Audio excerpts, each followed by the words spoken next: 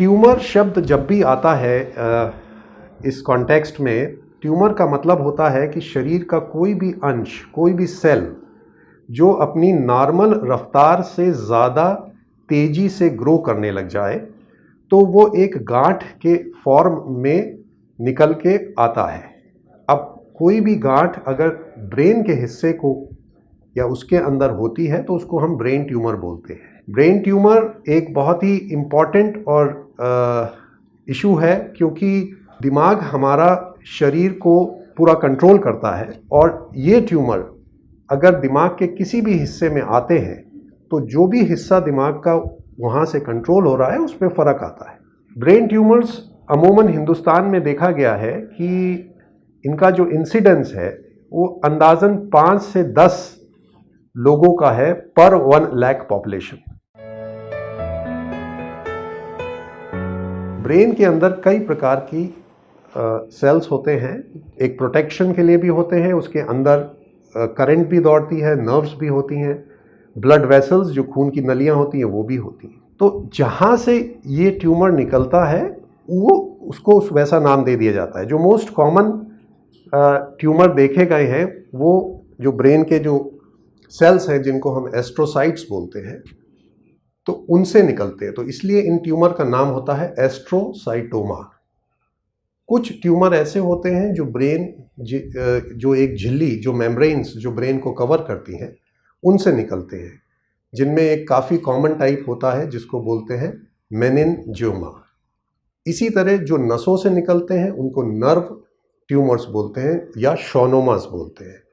दिमाग में कई नसें होती हैं, अंदाज़न अगर हम उनकी गिनती करें तो 12 मेन नसें होती हैं जो कि शरीर के अलग अलग सिस्टम्स को कंट्रोल करती हैं। तो उनसे निकलने वाला कोई भी ट्यूमर होगा तो उसको नर्व ट्यूमर या शोनोमा का नाम दिया जाता है। बच्चों में और बड़ों में थोड़ा सा प्रकार में फ़र्क होता है। बच्चों में अक्सर देखा गया है कि एक पर्टिकुलर टाइप के ट्यूमर होते हैं जिनको बोलते हैं हम लोग मेडुलोब्लास्टोमा, वो बड़े कॉमन होते हैं। या कुछ ट्यूमर होते हैं जो कि जिनका डेवलपमेंट पैदाइशी रूप से चालू हो जाता है, तो न्यूरो एक्टोडर्मल ट्यूमर्स बोले जाते हैं उनको। और भी टाइप के ट्यूमर्स होते हैं जो कि फॉर एग्जांपल जिनमें खून की नलियों से निकलते हैं, जिनको हेमेंजियोमास या कैवर्नस एंजियोमास बोलते हैं। ये जो ट्यूमर होते हैं ये दोनों ही प्रकार से हो सकते हैं, जिनको हम मोटे तौर पे कैंसरस या नॉन कैंसरस कहते हैं। कैंसर ऑब्वियसली जैसा नाम सजेस्ट करता है, ये वो ट्यूमर होते हैं जो बहुत ही जल्दी अपना प्रकार, अपना साइज़ को बड़ा कर लेते हैं और बहुत जल्दी इनसे संबंधित तकलीफ़ें इंसान को, पेशेंट को महसूस होती हैं और वो हमारे पास आते हैं। ओवरऑल अगर हम देखें, अगर शरीर की जितनी मैलिग्नेंसीज या ट्यूमर्स होते हैं तो दिमाग, ब्रेन ट्यूमर्स करीब करीब 2% उसका हिस्सा होता है।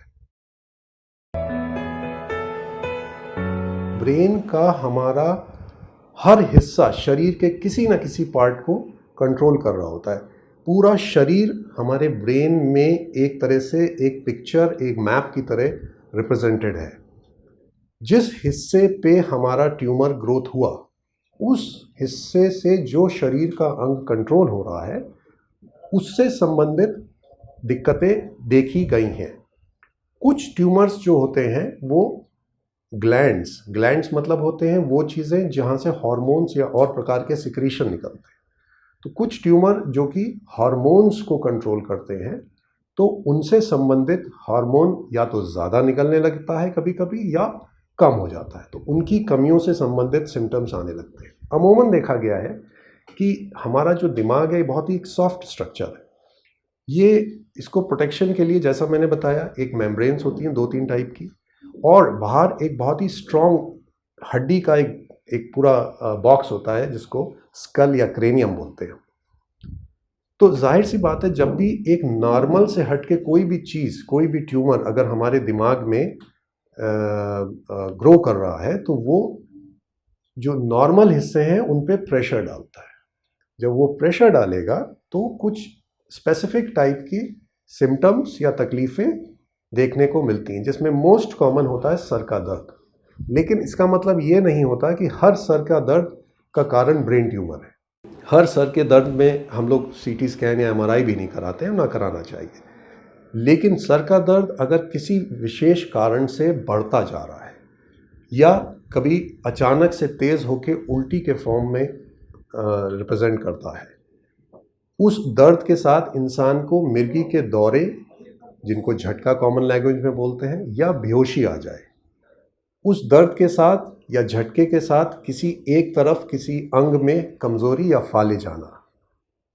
फालिज नॉर्मल भाषा में बड़ा डरावना चीज़ है, बट फालिज या पैरालिसिस का मतलब होता है कि किसी भी सिस्टम में, किसी भी फंक्शन में कमी आना। अगर ताकत में कमी आई तो जैसे हाथ पैर का कंट्रोल कम हो गया, अगर दिखने में कमी आई तो विजुअल पैरालिसिस हो गई, स्मेल में कमी आई, बैलेंस में प्रॉब्लम आ सकती है। तो अलग अलग तरीके से ये सिम्टम्स देखे गए हैं जहाँ जहाँ पे जो ट्यूमर ग्रो करता है और वहाँ पे प्रेशर डालता है।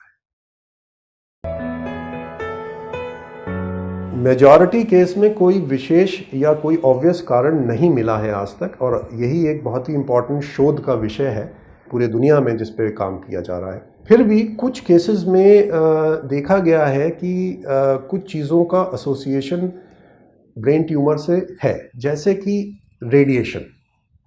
रेडिएशन के इफ़ेक्ट्स जैसे बाकी शरीर में हो सकते हैं तो ब्रेन पे भी हो सकते हैं और ब्रेन में ट्यूमर्स को प्रोड्यूस कर सकते हैं। दूसरा, कुछ टाइप के वायरस से भी इसका एसोसिएशन देखा गया है। एप्स्टीन बार वायरस एक नाम है जो कि कभी कभी इसके लिए देखा गया है। कुछ केमिकल्स का एक्सपोजर भी है, विनाइल क्लोराइड वगैरह केमिकल्स हैं जिसकी वजह से ब्रेन ट्यूमर के कोरिलेशंस पाए गए हैं। कभी हमने वैसे तो नहीं, लेकिन हाँ कुछ केसेस में एक पर्टिकुलर टाइप जैसे मेनिंजोमास, जिनके बारे में मैंने आपको पहले भी बताया, जो कि ब्रेन की झिल्ली जो कवरिंग होती है उससे उत्पन्न होता है या उससे निकलता है, इनका एसोसिएशन पुरानी चोटों से पाया गया है। ऐसा कहीं डॉक्यूमेंटेड या अभी वेल प्रूवन नहीं है, बट ये एक प्रैक्टिकल एसोसिएशन है जो कि हमने पेशेंट्स में देखा है कि उनकी हिस्ट्री मिलती है कि हाँ बहुत पहले कभी चोट मिली थी। इसका मतलब ये नहीं कि अगर हमें किसी भी कारण से बचपन में या कभी भी सर की चोट लग जाए तो हमें आगे चल के ट्यूमर हो जाएगा।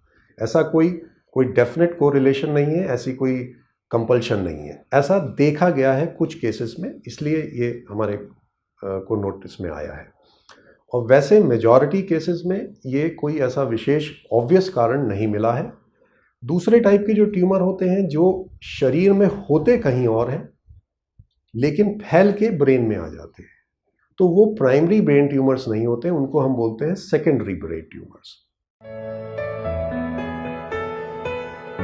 ब्रेन ट्यूमर का डायरेक्ट कोई अभी तक दवा नहीं है, एक्सेप्ट कुछ केसेस में जो लिम्फोमास होते हैं, एक पर्टिकुलर टाइप के ट्यूमर्स हैं जिनमें कुछ प्राइमरी लिम्फोमास में एक आध दवाई या कीमोथेरेपी का बहुत अच्छा रोल पाया गया है। बट मेजॉरिटी केसेस में ब्रेन ट्यूमर्स में सर्जिकल इंटरवेंशन या ऑपरेशन का ज़रूरत होता है। नॉर्मल केस में जब भी ये ब्रेन ट्यूमर वाले पेशेंट्स हमारे पास आते हैं, कोई भी और तरीका दवाई से या रेडिएशन से उतना अच्छा इफ़ेक्ट नहीं ला सकता जितना कि ऑपरेशन द्वारा उसको हटा के हम मरीज़ को फ़ायदा या बेनिफिट दे सकते हैं। तो मेन ट्रीटमेंट जो है वो सर्जिकल होता है। सर्जरी के बाद अगर ट्यूमर में कैंसर के अंश हैं तो depending upon the grade of malignancy या ग्रेड ऑफ दैट कैंसर, जो कि ग्रेड 1 से लेकर 4 तक होता है, उसको रेडिएशन या कीमोथेरेपी ऑपरेशन के बाद दी जाती है। जाहिर सी बात है, ग्रेड 1 ट्यूमर्स जो होते हैं बहुत अच्छे होते हैं, जिसमें कि ज़िंदगी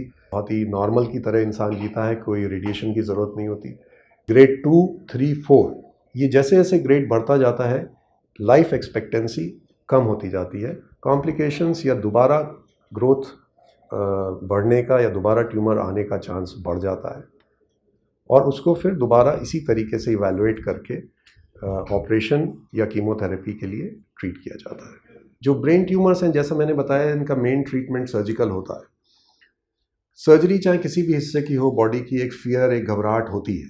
आज के सिनेरियो में, आज के दौर में टेक्नोलॉजी इतना एडवांस हो गया है हम लोग के पास कि मिनिमल एक्सिस, दूरबीन, माइक्रोस्कोप्स, ये विधियां आ गई हैं जिनसे कम चीरा, कम खून का रिसाव से हम ब्रेन के या स्पाइन के ट्यूमर्स या उनसे संबंधित जितनी बीमारियां हैं उनका इलाज कर सकते हैं, जिसको हम लोग बोलते हैं minimal access brain and spine surgeries. Technology का फ़ायदा या टेक्नोलॉजी के एडवांसमेंट्स की वजह से आजकल rate of complications, side effects बहुत कम हो गए हैं।